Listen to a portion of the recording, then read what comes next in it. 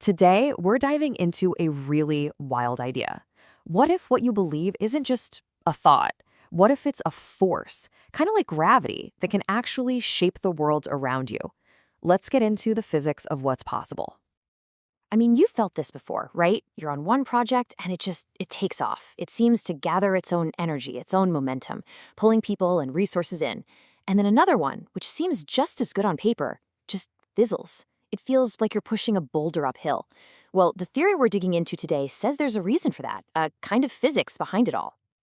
So, this whole idea starts with a concept we all know gravity. But it asks us to think about it in a totally new way, not just for planets and stars, but for ideas themselves. Okay, let's do a little thought experiment. I want you to picture a huge, perfectly flat landscape, a blank canvas. This landscape represents every single thing that could possibly happen. Every future, every different choice, every outcome, all just laid out as a flat surface of pure potential. So this theory gives that invisible force a name, Posse Gravity. And it works just like the gravity you know. You know how a massive object like the sun warps the fabric of space-time? Well, Posse Gravity warps this landscape of what's possible, pulling certain futures out of that infinite sea of potential and making them real. And here's where it gets really mind-bending.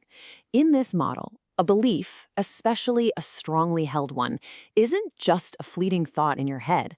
It has mass. It has actual weight. And that weight literally creates a dent in the fabric of possibility. Okay, so if a belief has mass, what happens when that belief is a positive one? This is where we get to the really constructive power of optimism.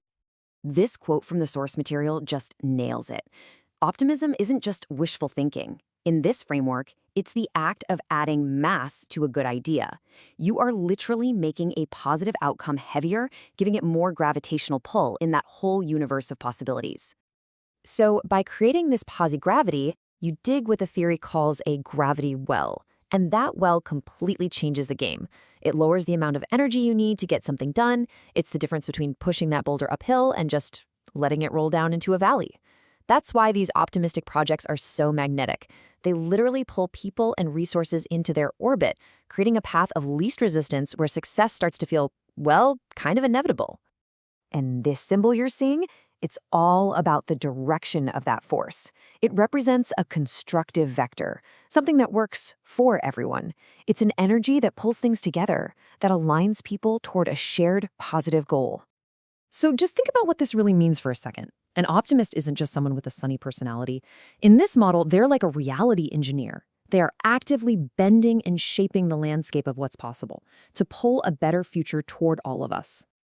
But, of course, for every force, there's usually an opposing one. So now let's look at the flip side, the impossible mountains that get built by pessimism. Now, this is absolutely crucial to understand. Pessimism isn't passive. It's not just the lack of belief. It is an active force that does the exact opposite of optimism. It doesn't just fail to create that helpful gravity well, it actually inverts the landscape to push solutions away.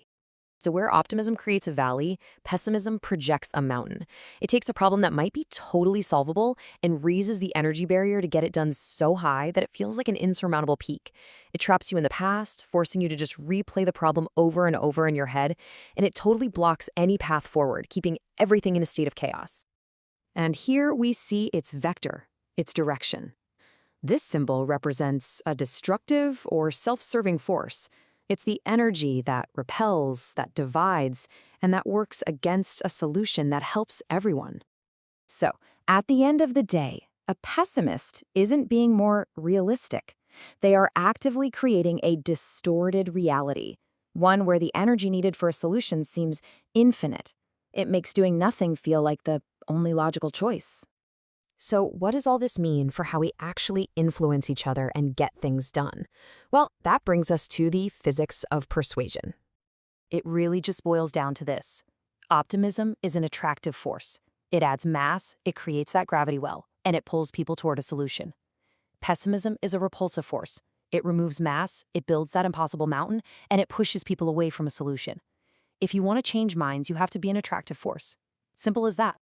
The theory then zooms out even one more level, refining this Posse Gravity idea into something even bigger: positivity. Now, this isn't just about feeling good. It's defined as the universe's natural tendency towards creating order, meaning, and low-stress states of being. It suggests that when you're being optimistic, you're not fighting against the tide. You're actually aligning yourself with a fundamental current of reality itself.